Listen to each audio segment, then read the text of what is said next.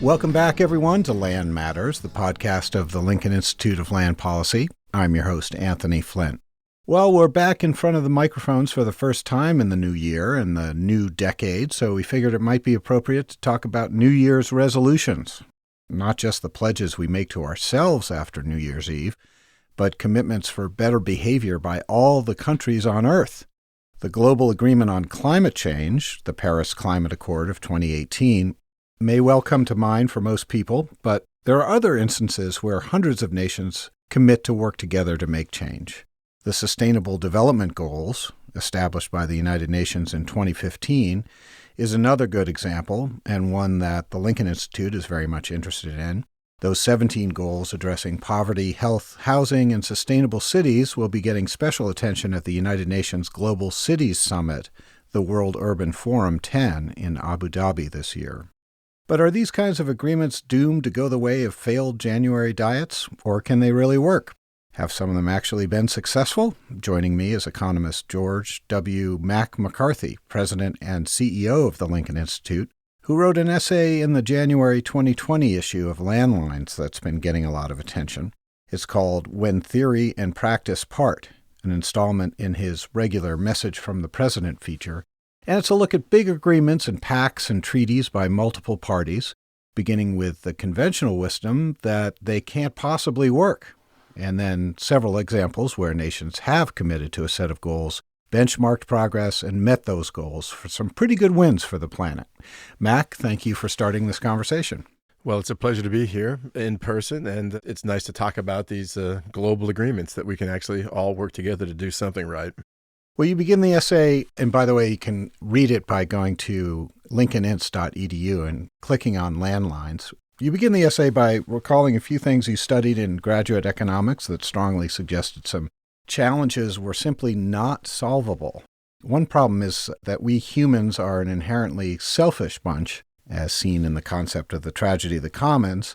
Can you begin by talking about how this kind of theoretical assumption has been problematic? So I think it's more just the approach to problem solving that economists use, especially theoretical economists, where they think about the perfect solution to things and then try to figure out if there's a process to get to that kind of perfection. And typically, perfection is defined by whatever the solution is meeting a set of predetermined characteristics or assumptions they make about what a good agreement is. So as part of my recovery from graduate school in economics, I have to remember that, economists would tell you there's no voting system that will always get you to the right solution when you're choosing among a variety of options.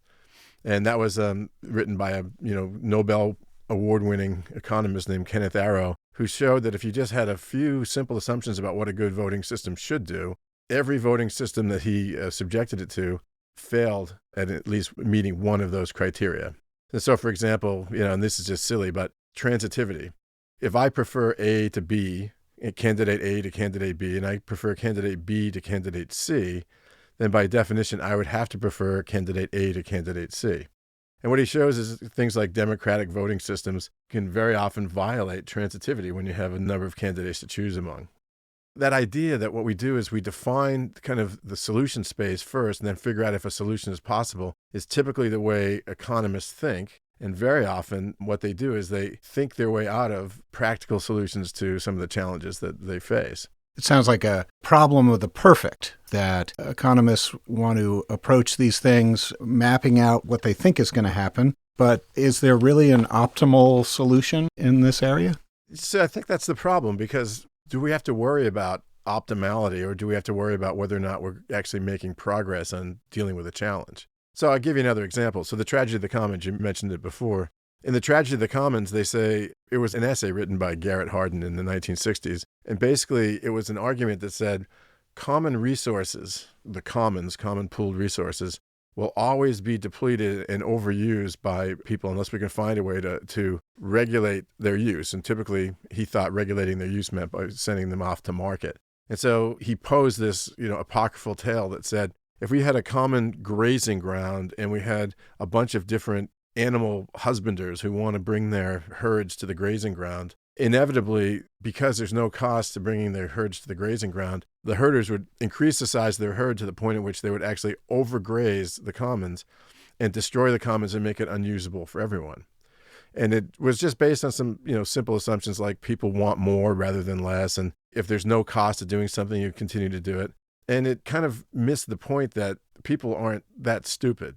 If you're a herder and you're looking at grazing your animals, you might notice the status of the grazing grounds before it is actually completely destroyed. So there's a counter narrative to the tragedy of the commons? Absolutely. And so one of my favorite economists, the first woman to win the Nobel Prize in economics, and someone that we've actually known over the years at the Lincoln Institute, Eleanor Ostrom, who passed away a few years ago, but she showed that actually there are numerous examples of when groups of users of common resources find a way to get together and devise their own methods for managing the commons sustainably.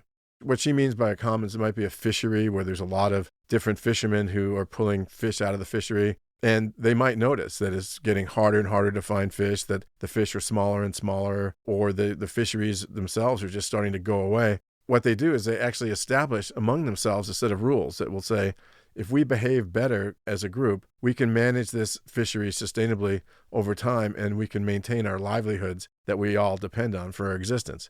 She documented these dozens and dozens of times and even came up with a framework for how large numbers of users of common resources might actually be able to come up with approaches that would help them to manage those resources sustainably. So people can work together to preserve a common resource. That's hopeful. She helped prove that.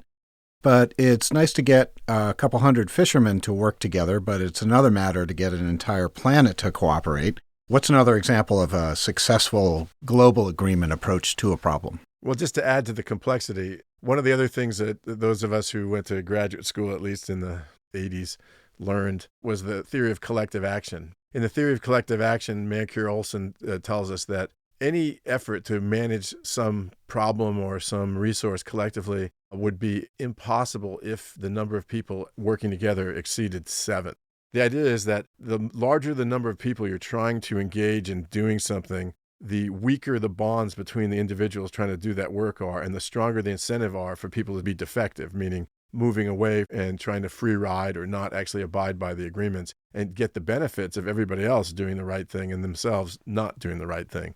And this whole idea of defection leads lots of economists to believe that this free rider problem is one of the main reasons why we can't get people all working together on a common goal, because it's just too easy to free ride and not be detected and undo the good work that others are doing. So this happens when there's more than 7 people in the room? Well, that's what the theory of collective action said. After 7, the complexity gets so high that it's unlikely that any effort is going to be successful. But you have a good example in your essay. You talk about an agreement that was planet-wide. Tell us about the Montreal Protocol as an example of this.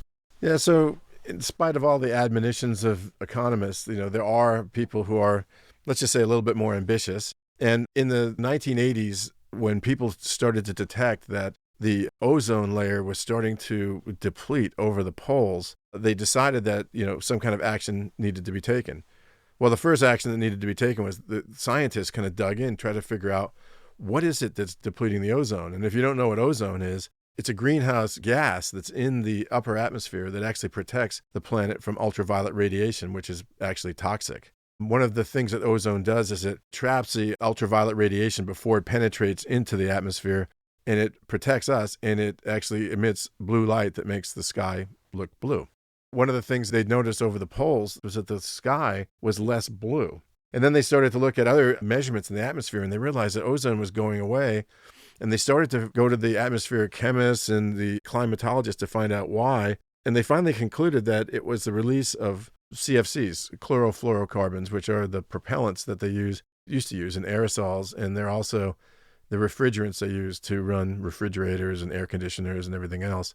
And so in 1987, a group of countries got together in Montreal and said, we need to do something about this because there really is a global problem. And if this continues to spread, it's going to imperil life on the entire planet. In spite of the fact that there was some disagreement with the private sector, there was some kind of confusion in the public sector with understanding the science, there wasn't definitive science that told us exactly how it was that CFCs were destroying the ozone layer. The 46 countries that signed in 1987 decided the risk of doing nothing was so big that if they didn't act now, they were going to regret it later.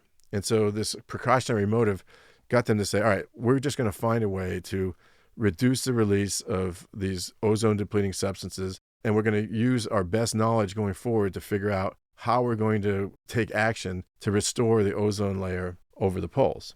So what did the agreement look like, and how did they make sure that nobody cheated?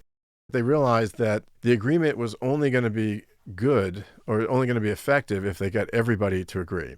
So the 46 countries that were the original signatories said, well, we got to figure out how we get all the other countries on board. And so they agreed as part of the protocol, the Montreal Protocol, if you were a signatory, you were only allowed to trade with other signatories. And so anybody who didn't sign wouldn't be able to trade with anybody who did sign. And little by little, the incentive to sign, enforced by these kind of trade sanctions, got every country in the world to sign on to the agreement. That was actually a really stellar achievement. It was the first time ever that all the countries on the planet agreed to a single policy framework globally. So there was also a provision to help out the poorer countries who might have struggled with how to replace these products and do all the research and technology to replace the spray can aerosols and refrigerants and so forth. One of the problems, of course, with global agreements is that there are some people who have an easier time complying than others. One of the decisions that was made going in was that if countries are having trouble complying, they weren't going to be punished. They were going to be brought along. And so two things happened. They created this fund to help countries that needed the help to replace these refrigerants and propellants with new substances to be able to afford to do that. And that was about $4 billion fund called the Multilateral Fund. And it was collected from the wealthy countries of the world, and it was offered in direct grants or loans to the poorer countries in order to spur them on. But the other thing was that they worked with the countries themselves to find a pathway back to compliance, as opposed to saying, if you don't comply, we're going to kick you out of the tent. Because they realized that they couldn't afford to have people leaving this general agreement. They wanted to find ways to get everybody to participate. And as it turns out, that was successful, because even today, every country in the world is in compliance with the Montreal Protocol some 30 years later. And they've been able to show dramatic success at helping to recover the ozone layer. The estimates are that the ozone layer will return to its pre-1980 levels by the year 2050, and that 98% of all ozone-depleting substances have actually been removed from production and use in the world. So 100% compliance, every country, 98% reduction already, and already measurable improvement in the ozone layer above the pole. So you'll have to say that in spite of, the predictions of the economists, there was the moment, at least in 1989, in which we could get the entire world to focus on one problem and actually do the right thing. It's a pretty incredible achievement, and it wasn't that long ago. So now today, we're facing a related problem where the nations of the world are being asked to stop doing other things that are bad for the planet. And this is really the big question, the existential threat. What's been our record for doing something about climate change? So in 1992, at the first Sustainable Development Conference they had in Rio de Janeiro, a lot of people were so inspired by the Montreal Protocol, they said, why don't we actually try to do something similar to deal with climate change? And so in the negotiations at Rio, they created a thing called the United Nations Framework Convention for Climate Change. And basically, they proposed and got a bunch of signatories there. And then later on, eventually every country in the world again signed on to say, we are going to take action to make sure that the global temperature, the average temperature in the globe, does not rise by more than 2 degrees centigrade. And in order to do that, they were going to commit to all the different efforts they needed to do to reduce the release of greenhouse gases, which were causing the temperature rise. So this is another case where the scientists were learning as they went, learning more and more about this problem. And aside from the sort of political question of who's causing it, the recognition that there was a pretty bad problem here and we ought to take the precaution of doing something about it. Right. And so just like the Montreal Protocol, the folks that were signing on to the UNFCCC said, we can't afford not to take action, even if later on the evidence shows that we're wrong and that it isn't human action that is inspiring the climate to change and, sea levels to rise and all the other kind of impacts that we've been measuring now for 30 years since. they decided that it was still warranted that some action had to be taken, and they had to be practical about it. And so they studied the Montreal Protocol. One of the things that they studied in the Montreal Protocol was, all right, look, we're pretty sure we know what it is that's causing the ozone depletion in the upper atmosphere above the poles. These are all based on probabilistic models and all that, and the best science of our time. But we also know that as we go forward, science is probably going to get better. Our knowledge will get better. So why don't we set up a global panel of experts, of both scientists, policymakers, and even people from the private sector, to inform our thinking as we go forward, so we'll know what are the best actions to take as our thinking gets better. These are what we call emergent solutions, or sometimes the ways we break down large-scale complex problems. And so this panel would meet annually and come up with some recommendations for what the countries could do. Like, one of the things they realized in the Montreal Protocol was that some of the substances they use as propellants for aerosols, or they were using for refrigerants, even though they weren't ozone depleting, they were causing other kinds of harm. Like, they were very powerful greenhouse gases. And so as part of the Montreal Protocol, they decided, all right, let's stop using those too, and let's just find other substitutes. And what was amazing was, before the protocol happened, the private sector was these big naysayers, the deniers, who didn't want to come up with alternative propellants and refrigerants. But it was just a matter of like 2 or 3 years before they'd already come up with a whole suite of new propellants and refrigerants that weren't as harmful as the ones that they replaced.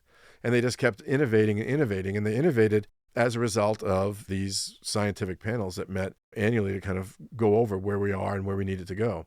So in the same way, in the UNFCCC, they said we need to create a panel of experts who can both measure our progress and inform us with their best thinking about what we can do to prevent climate change. And we will meet periodically or annually to kind of review what their thinking is and then adopt new actions. And so these adaptive responses are one of the things that kind of replace the perfect ideals of, these economist-driven strategies with more practical approaches that say, all right, look, we don't know everything, but we know enough. We need to do something. We know we're going to know more in the future. We'll get better as we go forward.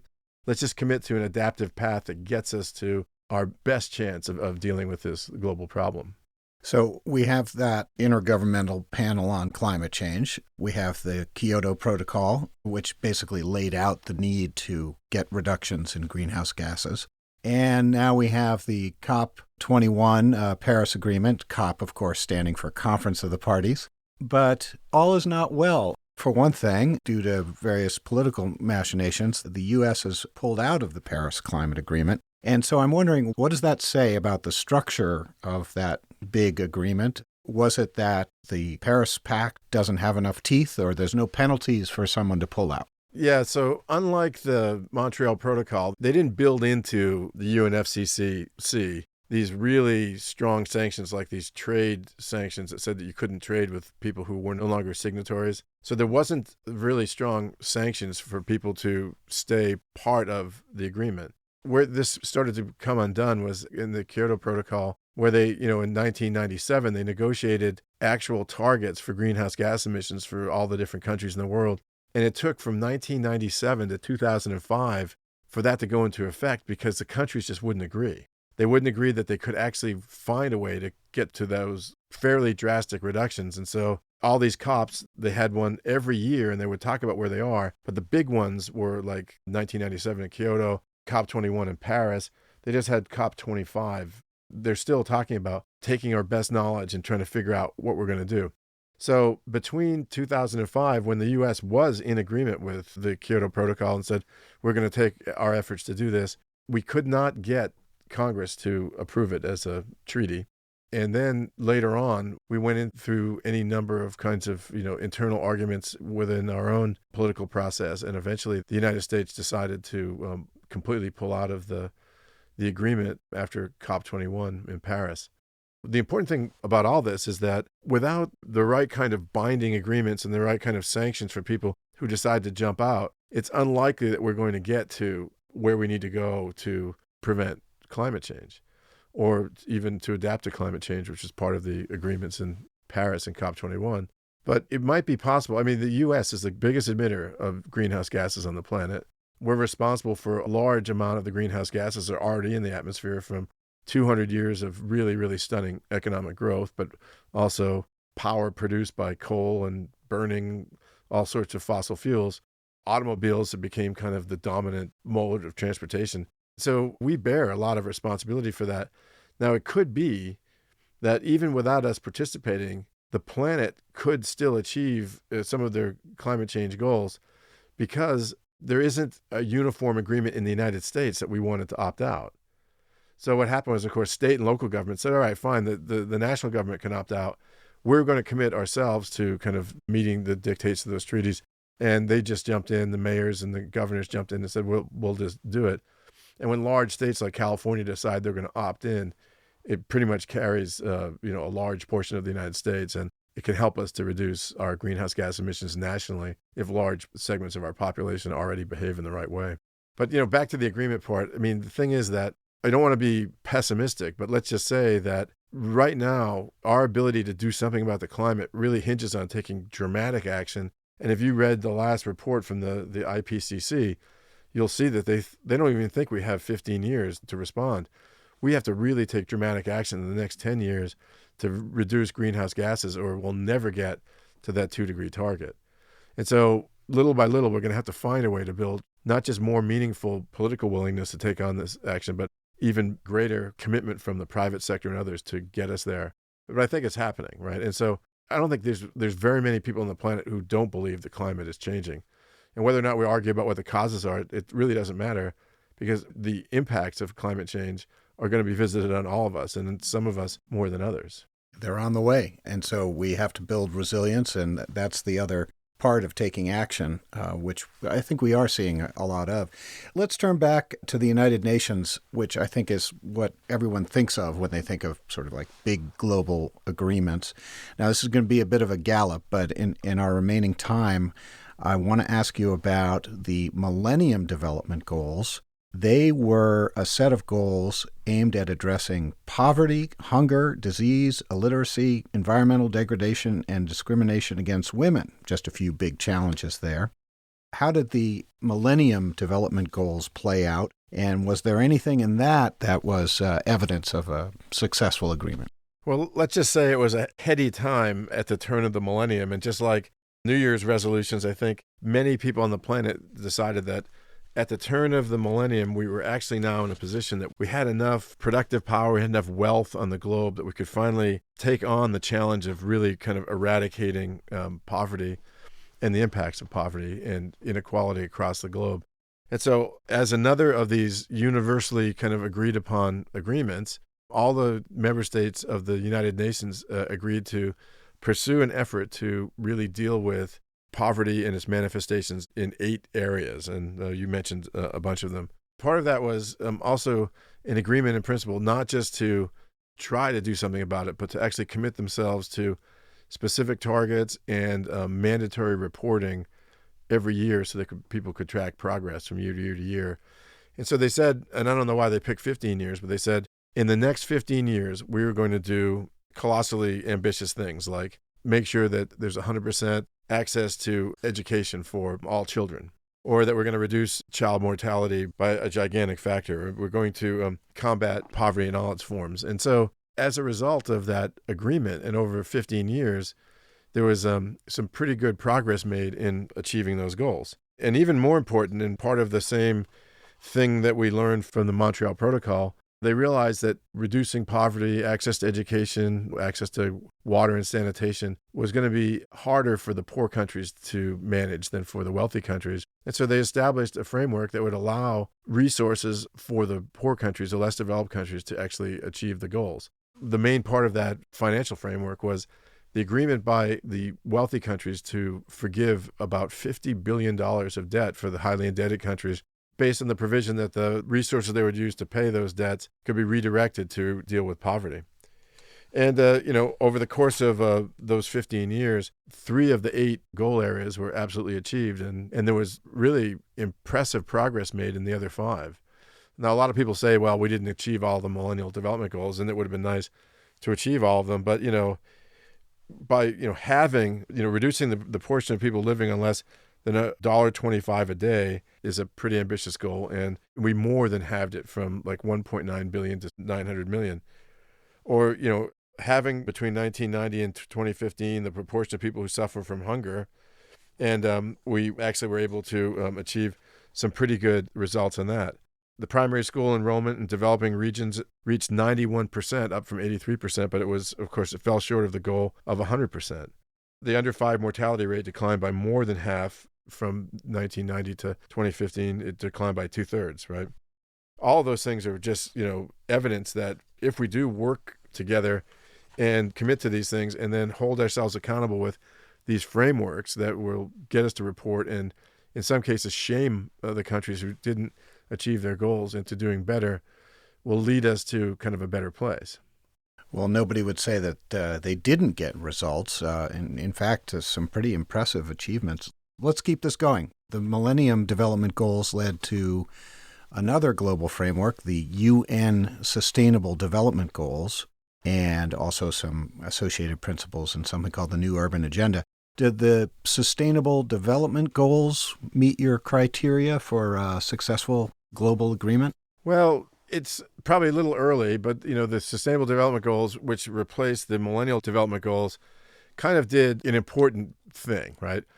It really combined kind of the climate change goals that are part of the UNFCCC with the anti-poverty goals of the Millennial Development Goals, with other environmental goals that were kind of left out of the Millennial Development Goals that were of interest for environmentalists, protecting endangered species, protecting the oceans, protecting critical land resources. That's why there are 17 of these goals. So exactly. So of course you move from 8 of the Millennial Development Goals, you move from the big climate goal, and then you add all these environmental and other kinds of social goals, and you end up with 17 goals, which become pretty complex.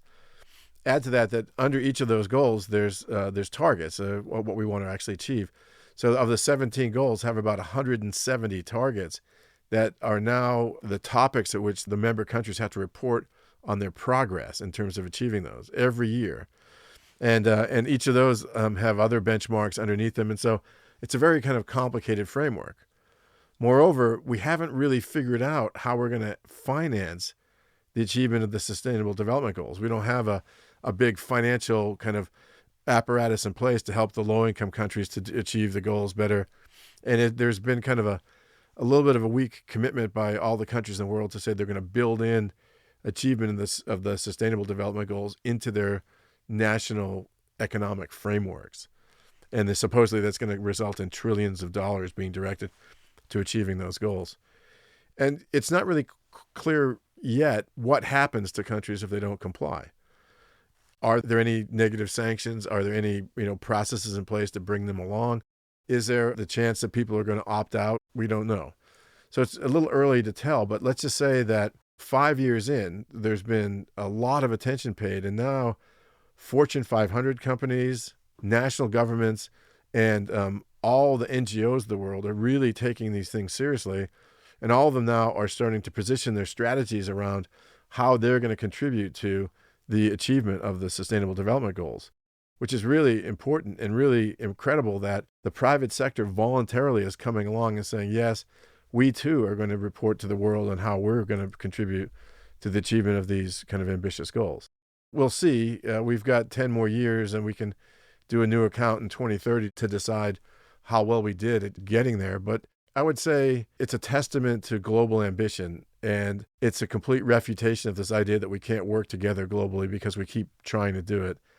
And little by little, I think we're finding ways to be clear about adaptivity of our responses by saying we don't know everything, but as we know more, we're going to be able to incorporate that in the actions that we take. And we're going to build stronger and stronger coalitions that are moving in those directions. To bind all these together and look at them all together, can we tease out what are the key ingredients of a global agreement? Sounds like one is a little bit of bravery that's required to take action, maybe before all the facts are in.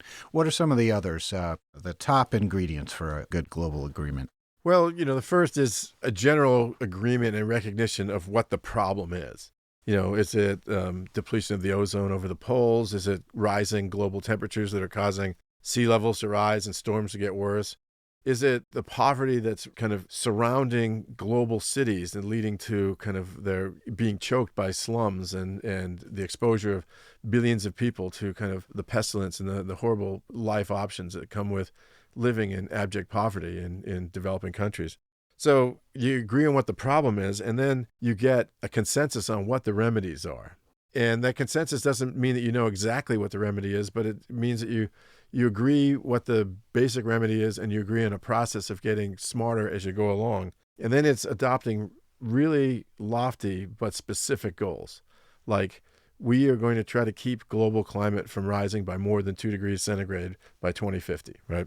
And then one of the really important pieces of this is that wealthy countries, developed countries, lead the way both financially and by walking the talk to help the rest of the world achieve the goals. And very often that's actually putting resources on the table to help those that are worse off to be able to contribute in their own way and bring everybody along.